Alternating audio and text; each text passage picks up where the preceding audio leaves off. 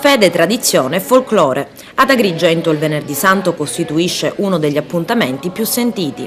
Una giornata intensa iniziata all'imbrunire di ieri, Giovedì Santo, con la visita ai sepolcri. E alle prime luci di oggi pellegrinaggi dei devoti e dei fedeli verso il santuario dell'Addolorata, in via Garibaldi, da dove è partita la processione della Madonna verso piazza Pirandello. Davanti al municipio avviene l'incontro con Cristo che porta la croce.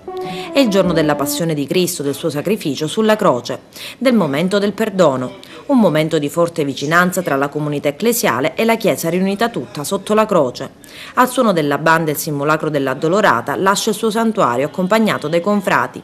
È in via Atenea che la processione tra due ali di folla prende forma e solennità e accompagna Gesù verso la chiesa di Sant'Alfonso, che anche quest'anno fa le veci della cattedrale chiusa, all'interno della quale avviene il rito della crocifissione seguito dalla predica delle 7 parole.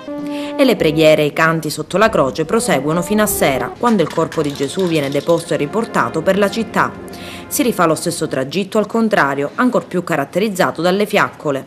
Intorno a mezzanotte si arriva nella chiesa di San Domenico, dove dal sagrato della chiesa l'arcivescovo Monsignor Francesco Montenegro terrà il tradizionale pontificale, al suono e alle parole del suggestivo e struggente canto Asi versate lacrime, un vero e proprio messaggio ai fedeli e a tutta la chiesa.